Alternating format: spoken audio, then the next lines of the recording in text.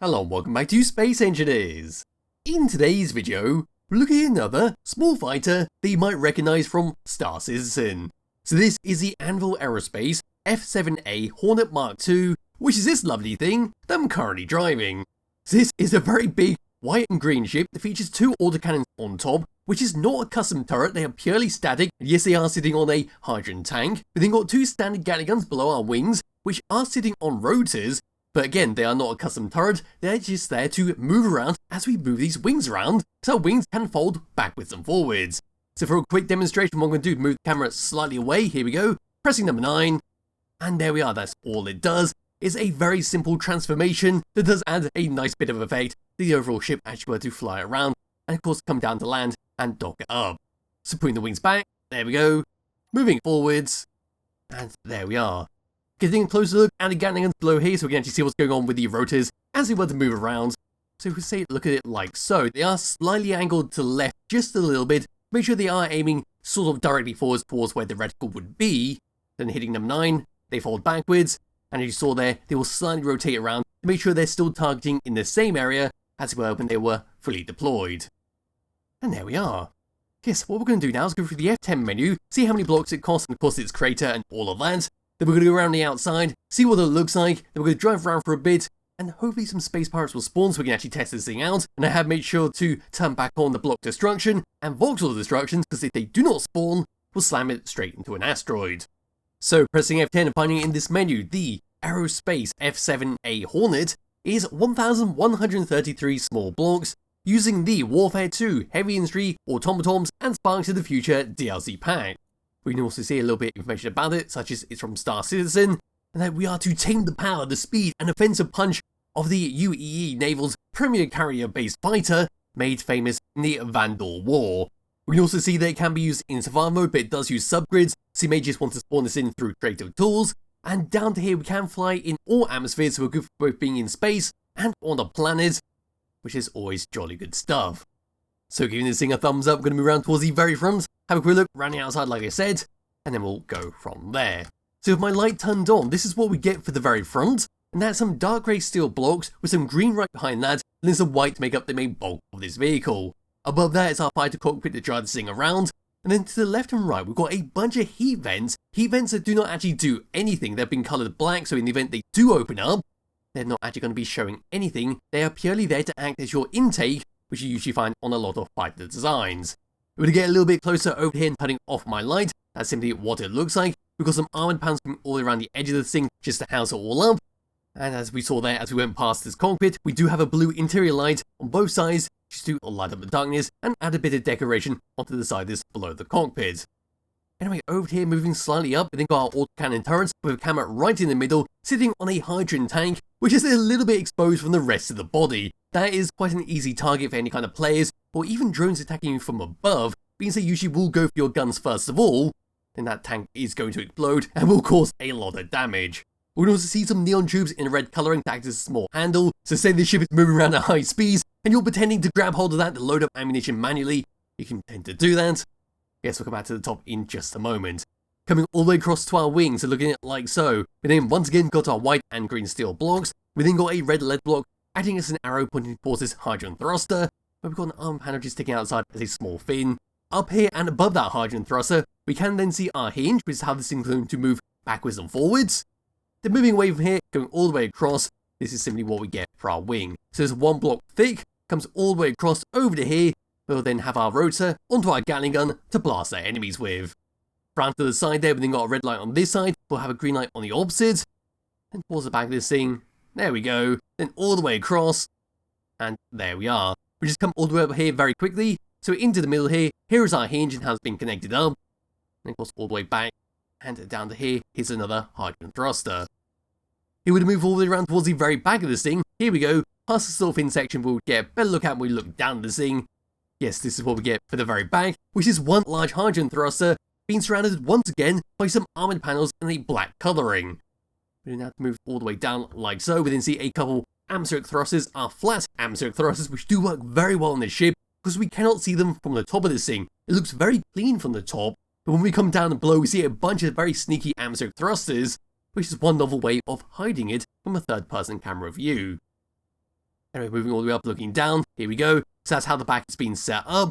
Moving all the way across towards the main body, there's some more hydrogen thrusters. There's the top of our autocannon and hydrogen tank and camera. Crosses there, we've got some more hydrogen thrusters. There's the front of our cockpit, and then in between them, we can just about make out the top of one of our heat vents, which is on that little intake section on the side of the cockpit. Just moving across here and getting a look on the wing. There we go. Now zooming all the way away so we can see it in all its glory. There we are. I suppose we'll come down and underneath it. So down we come towards the cockpit. There's blue light for the opposite side. Over here next to some more hydrogen thrusters, we then got a magnetic plate to clamp this thing down on. We see the bottom of, once again, our heat vents for the very front. Over here, we've then got a large fan atmospheric thruster where we can see our hydrogen tank sitting right behind it.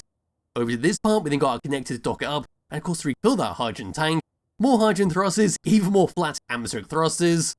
Then come across towards our wing, and there we go. And there we are. That's a brief look for the outside. I suppose what I can do very quickly is just shove the camera all the way through, so we can see what's going on here. So we've got one hell of a lot of conveyors linking everything together. We will have some batteries in here as well, but there is our large hydrogen tank. Over there is our small batteries. Then come towards the very back here, even more square conveyors, so it's linking everything together. And there we are, some more batteries. Our gyroscopes being very well hidden in the way. And I think that's about it. So yes, grab and hold my character over to tab number 1, bring up the HUD. These are the controls we get. When no one's coming for our Gatling guns on the side there to click it and fire them both together. If we press number 9, here we go. We see how that falls away and moves forwards. In the first person view, just aiming straight forwards. Here they are, now folding it backwards. And there we are, we see it slightly change, but then it does realign itself to shoot in the exact same place. Doing it one more time, and there we are. Back in the third person view, pressing number 2, this is your autocannons on top, so we fire them both together. And then number 9 for that camera sitting right below those autocannons, and on top of that hydrogen tank, so we can precisely shoot this, make sure we are going to pinpoint target any kind of enemy turrets, which may be aiming for our hydrogen tank. Number 7 is then for your atmospheric thrusters to turn them on and off as you please. On a planet, you do not need to have them on because you can keep off the ground just about, unless you are on a very heavy gravity planet. So you may want to turn them on in general if you do want to save on some hydrogen, which may be a good idea because we only have one tank on this. Anyway, speaking of tanks, we've got number 8 to stock power on and off, and then number 9 is once again for our wings to fold them back and to fold them forwards. And as for that, that's that for controls. So we're now going to move this thing around and see how it handles. So here we go, moving forward with that lone large atmospheric thruster. This is the speed we get, and it's not the fastest thing in the world compared to other small ships I've showcased on this channel, but it's certainly suitable for scooting around through space, and while just minding your own business, doing a bit of exploring. Coming to a stop, we are just about the same, although if you want to speed up just a little bit, we can do 180 and boost forwards. There we go, we're now a bit better. If we let that come to a stop, we then move left and right. So here we go, moving left, and move right. Despite having not many thrusters for our left and right, we've still got some very respectable speed with that, compared to a lot of ships which usually forego the left and right speed and actually rely on the gyroscopes to move around. And of course moving down, there we go, and moving up. Moving up will be slightly faster than moving down, but that's to be expected by something that go on the planet. And then for gyroscope controls, moving this thing around, here we go. Unlike the other ship that I showcased quite recently, this thing does have a little bit of weight on there. As we had to move it around, it is very responsive, very flicky, but has that slight hint of weight, so it's not too flicky, not too much like paper. It does have a bit of meat to it, which is very nice stuff when you're driving a ship. Anyway, as for that, that's pretty much it for what the ship has to offer and what it looks like. And all the controls, it looks bloody fantastic. I'm not too sure what it actually looks like in Star Citizen, because I've never really properly played that game outside a couple of free weekends. I suppose all that's left to do is to find some space pirates, and we're going to shoot them up to see how this thing handles. If not, like I said, we'll just slam it into an asteroid and blow it up that way. And here we are once again on the Earth-like planet to beat up this poor little space pirate outpost once again. The space pirate outpost that sits right next to the Earth starting base. But here we go, we're now going to aim into the camera and zoom all the way forward. Can we snipe off any of the guns before engaging with them? You see there, they are not going to attack me because we are just out of that range. As soon as we go within 600 meters, they will open fire into me. So here we go, we're now going to shoot it with our autocannons. Now got to remember to actually aim slightly higher because we are on the planet now. And hopefully that will do. I believe that is, yep, that is now on fire. Moving it down just a little bit. And there we are, that's a nice big explosion.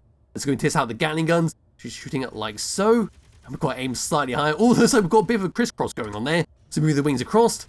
There we go, it should be a little bit better. That feels more like it's going to be for a larger ship, like a very large battleship for you to do. Or just general damage, or just damage in general, in fact.